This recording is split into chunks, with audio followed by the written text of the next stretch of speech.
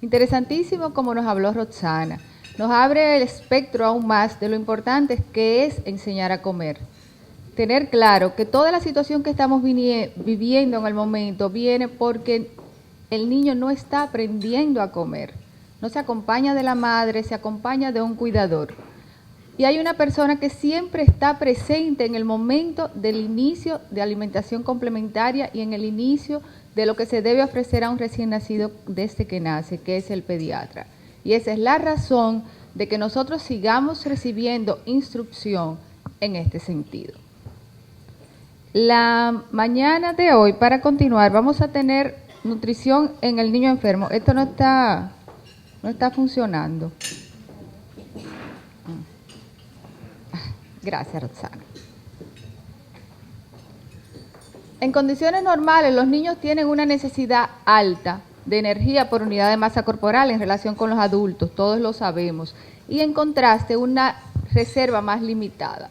Los niños necesitan crecer y desarrollarse, no solamente mantenerse, por eso esa necesidad alta. Y por eso es mucho más frecuente que se presenten deficiencias nutricionales en la infancia y mucho más cuando un niño se enferma. Los padres refieren dos cambios evidentes desde que el niño se enferma. Disminuye la actividad y para la comida. A veces esa es la razón en que se presentan al consultorio, gracias Jennifer, todavía antes de que se presenten síntomas. No funciona. ¿Qué pasa? ¿Qué pasa?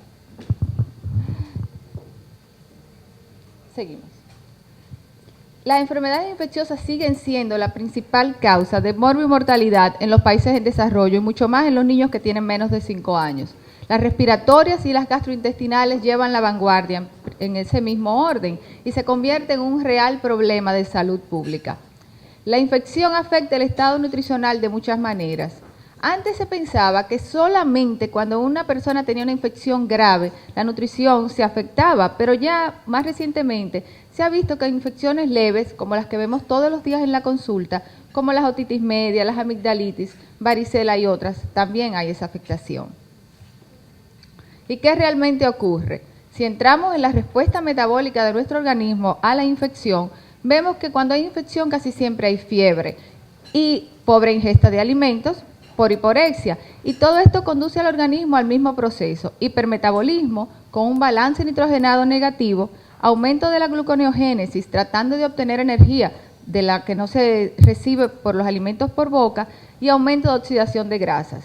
Todo esto va a estar modulado por citoquinas y otros mediadores proinflamatorios y hormonales, entre los que juegan un papel muy importante la interleuquina 1 y el factor de necrosis tumoral. Todo esto va a llevar a un momento en que se incrementa la necesidad de energía a disminuir la ingesta de alimentos. La respuesta inicial del organismo, cuando hay ingesta insuficiente, es a obtener las fuentes de energía del glucógeno hepático, es decir, de nuestras reservas. En los adultos las reservas duran como 12 a 18 horas, pero en los niños estas reservas son mucho menores, por lo que rápidamente podemos encontrar que la mamá llega con una orina en la que aparece cetosis después de 2 o 3 vómitos. Se convierte esta relación entre nutrición e infección en un círculo vicioso que va a terminar en socavar mucho más la nutrición del niño y en no permitir que el niño se mejore del proceso infeccioso.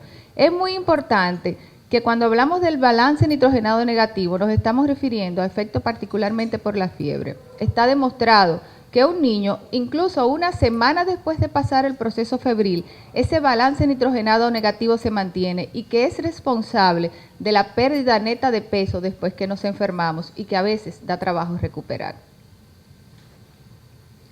Hay eventos que afectan esta respuesta metabólica, claro, una enfermedad cortita y de una intensidad menor no va a ser tan importante.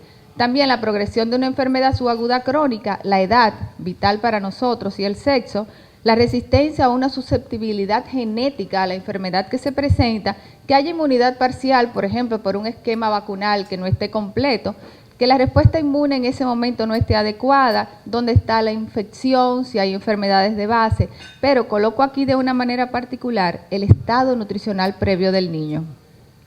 sabiendo que hablar de nutrición en un niño, de que un niño esté adecuadamente nutrido, no es solamente valoración de peso y talla, no es solamente que el peso esté adecuado a su edad, sino que hay involucrado la parte bioquímica, que es vital para la respuesta a las infecciones.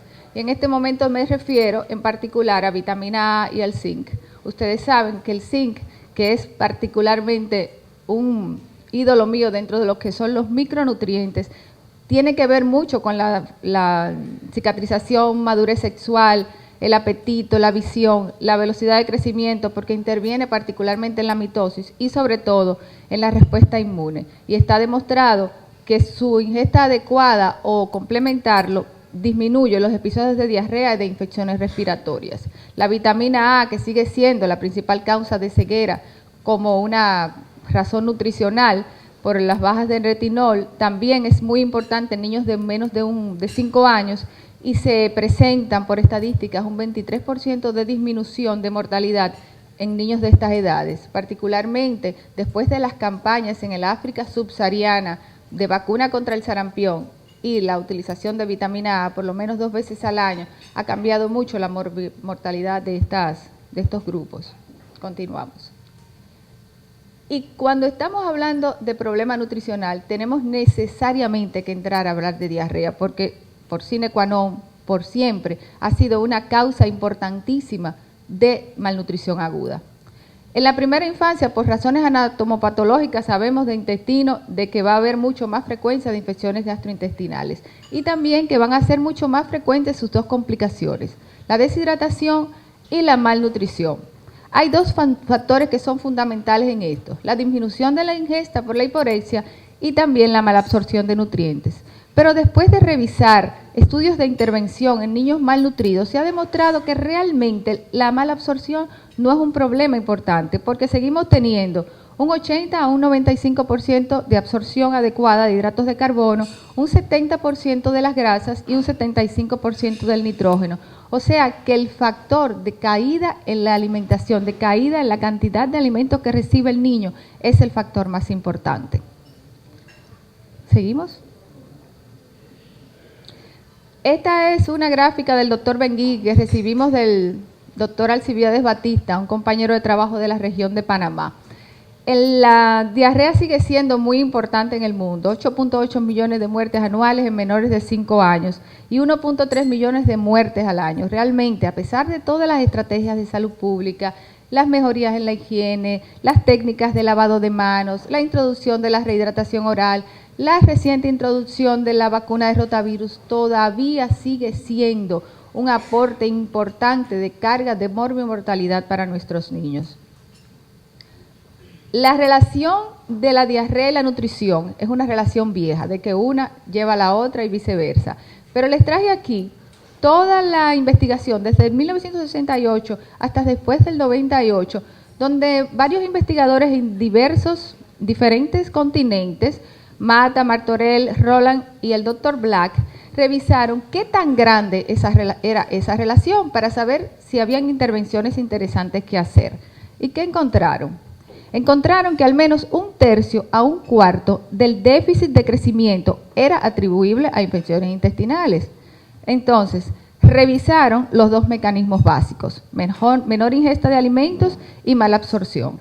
Ya vimos que la mala absorción realmente no era un problema y que el problema mayor es la baja ingesta, porque en un episodio agudo se reduce la ingesta de alimentos hasta en un 30% del aporte calórico. Y si el niño todavía estaba en lactancia materna, solamente alrededor de un 7%.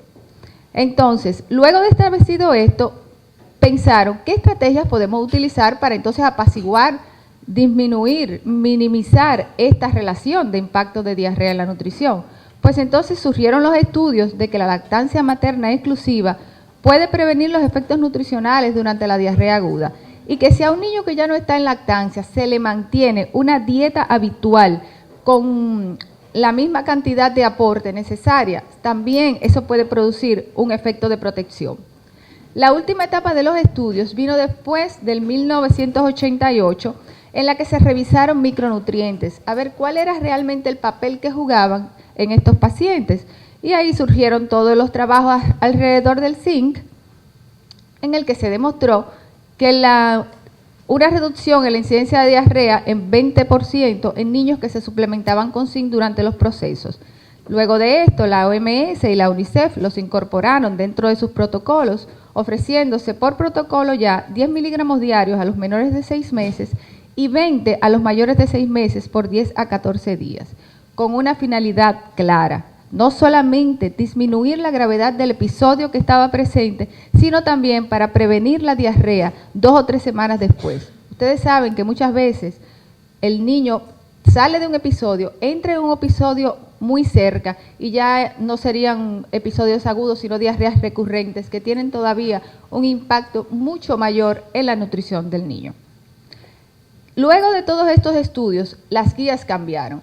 En los últimos tiempos, ustedes saben que el manejo de diarrea, aparte del uso de rehidratación oral, se han incorporado otras medidas. Sin duda, la rehidratación oral fue un cambio fundamental. La incorporación de ella como tratamiento de las diarreas trajo una disminución de la morbimortalidad importantísima. En los últimos tiempos, a partir del 2003, ustedes saben que se modificó la cantidad de sodio, básicamente, de las soluciones, y que se utilizan soluciones de osmolaridad más reducida.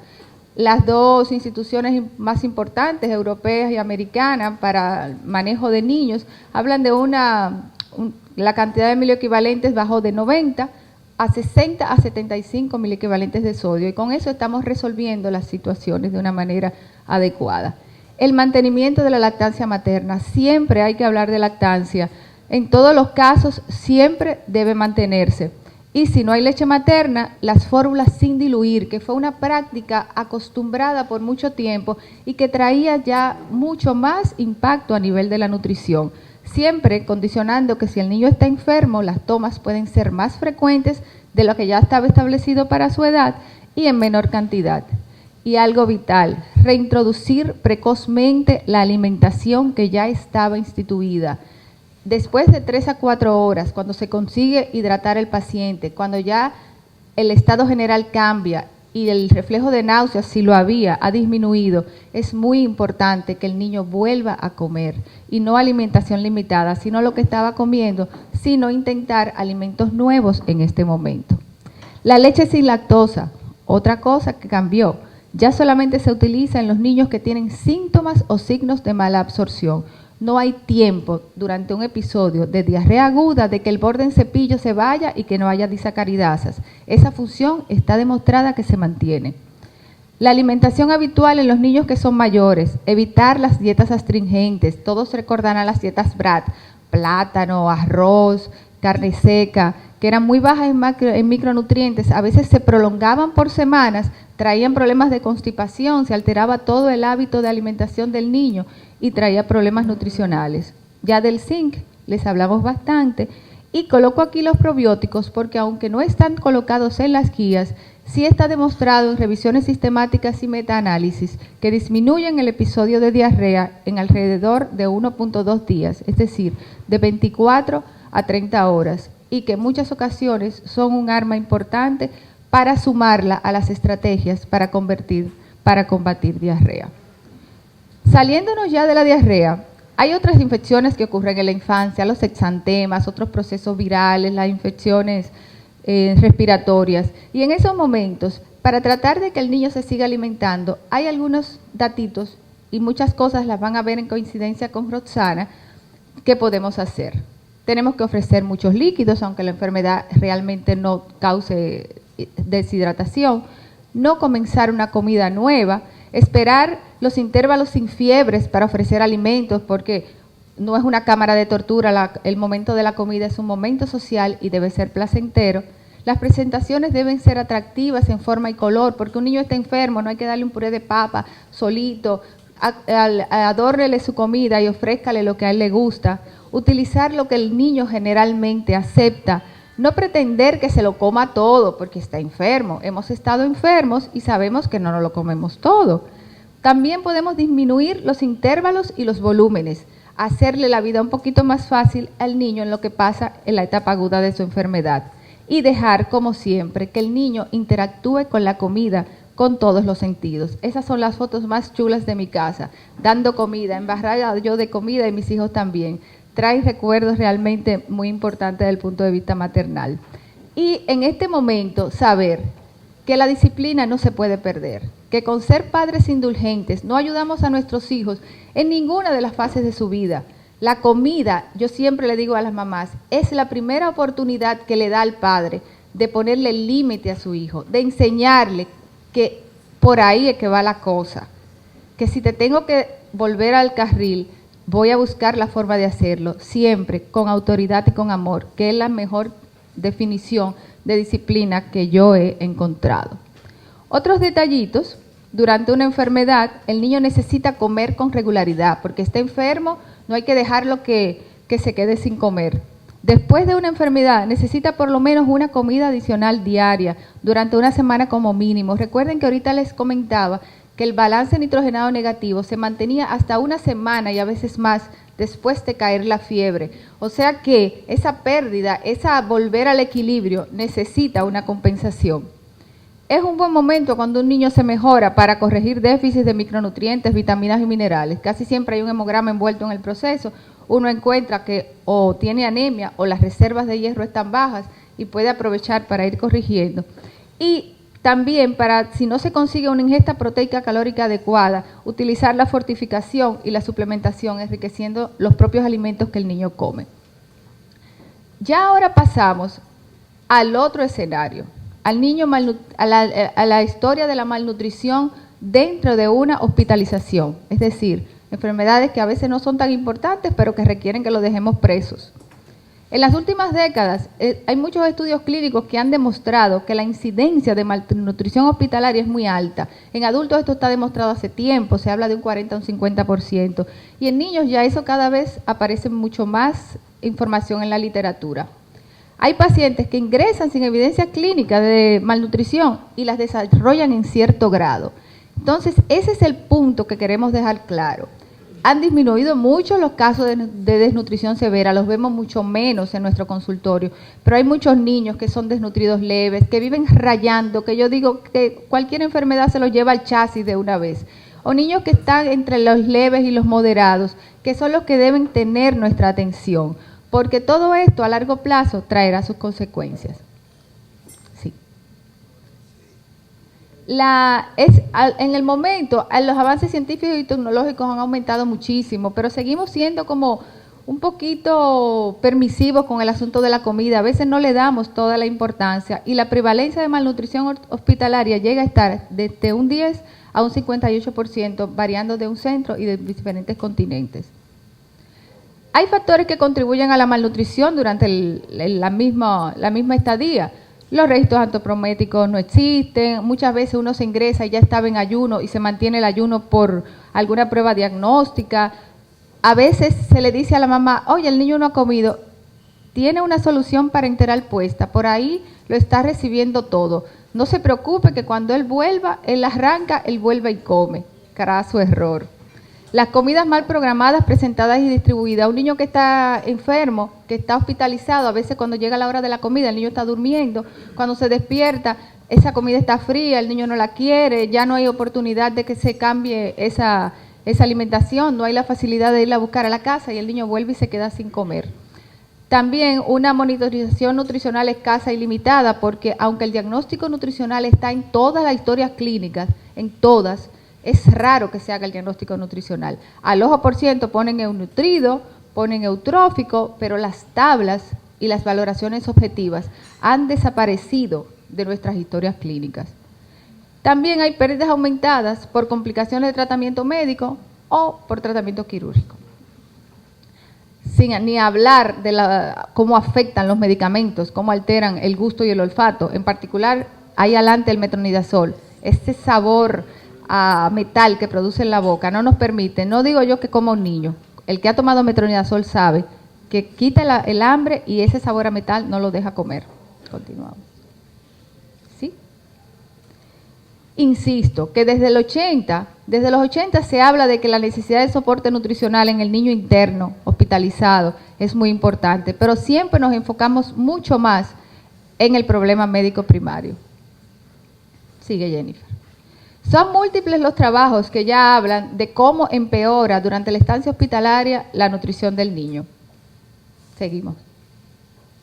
Aquí les traigo el trabajo de Powell, que determinó prevalencia de malnutrición en una serie de pacientes no seleccionados, es decir, cualquier diagnóstico, que llegaban consecutivamente a un hospital pediátrico de tercer nivel en Alemania. Y estamos hablando de países de primer mundo.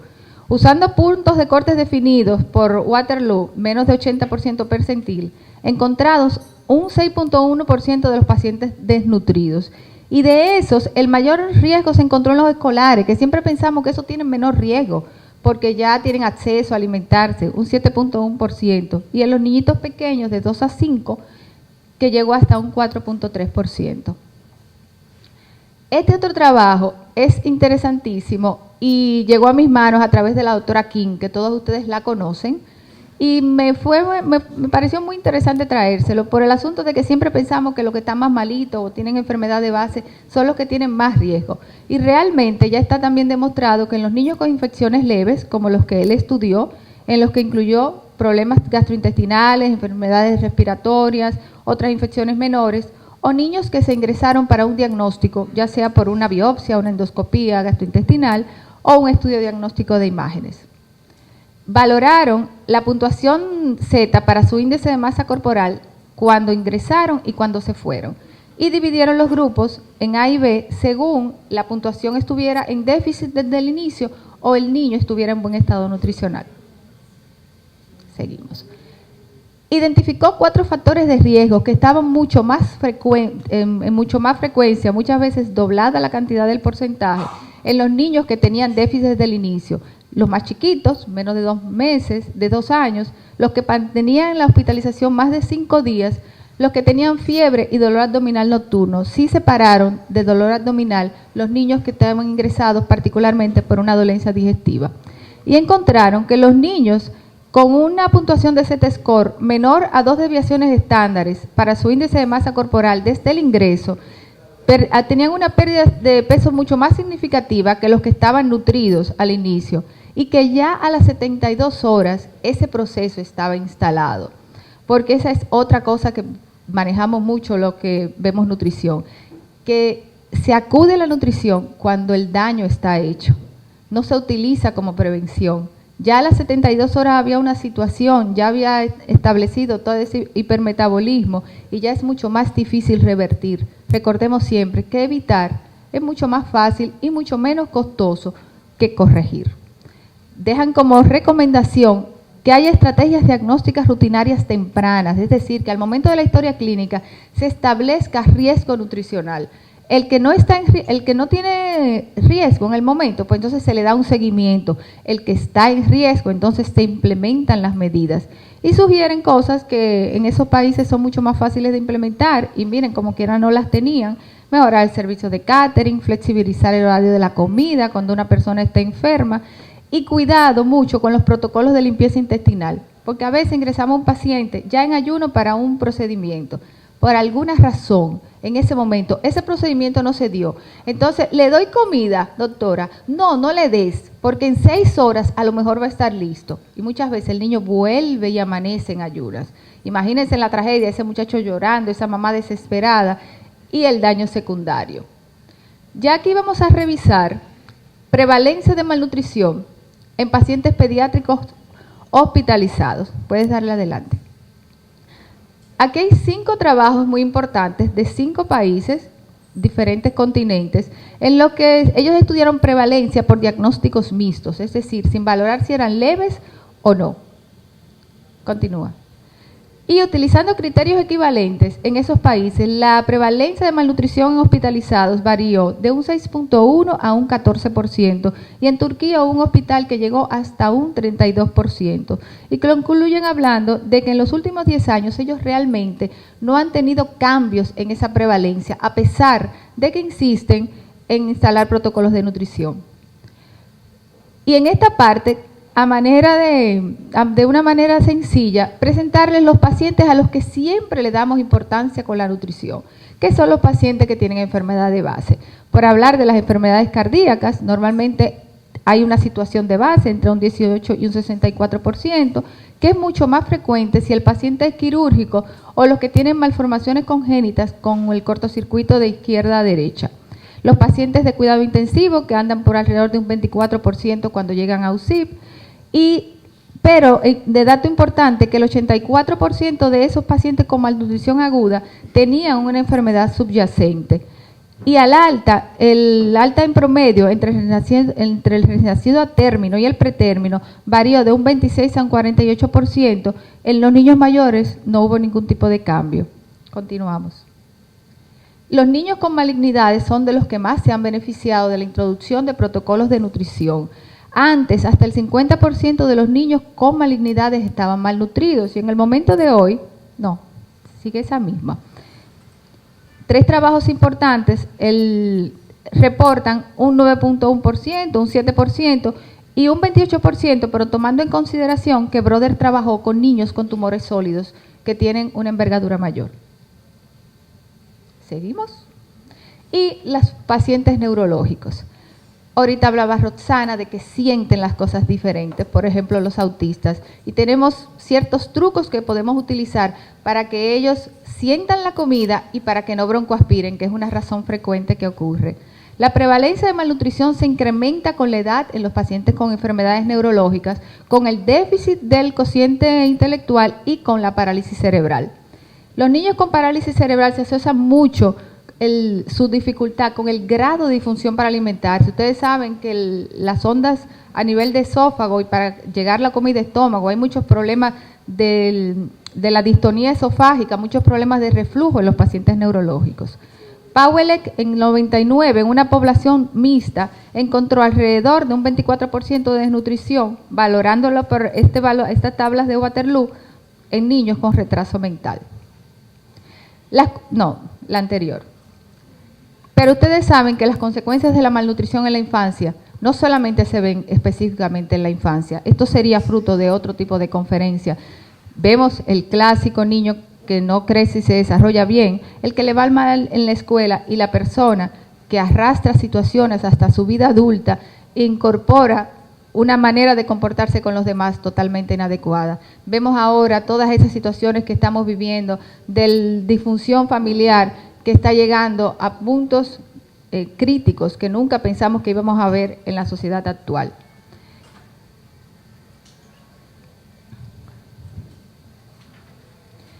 Y para terminar, Reinaldo Martorell en este año presenta un estudio de mejoría de la nutrición infantil y desarrollo económico y se va al esquema básico que han utilizado los países del primer mundo para cambiar su vida. Invertir en sector social, nutrición, salud y educación repercute en un capital humano mejorado. Esto lleva a que el capital humano incremente su productividad y que haya crecimiento económico. Reduciéndose la pobreza, se mejora la nutrición y continúa un círculo vicioso que ojalá, como lo han visto esa gente en su país, las veamos nosotros alguna vez. Para terminar, el domingo es el Día de las Madres y de verdad un abrazo caluroso para la mujer dominicana que tiene tantos roles, pero para el que el rol de madre sigue siendo tan importante. Y una petición, que dejemos de ver tantas niñas embarazadas, que el momento de la maternidad recobre su lugar para que, como dice Roxana, tengamos buenos inicios y volvamos a tener familias felices y acopladas en las que vamos a dejar de ver muchas de estas situaciones que ahora tenemos que hablarlas a nivel profesional y que antes sencillamente eran una conversación con abuela o con la tía. Muchas gracias por su atención.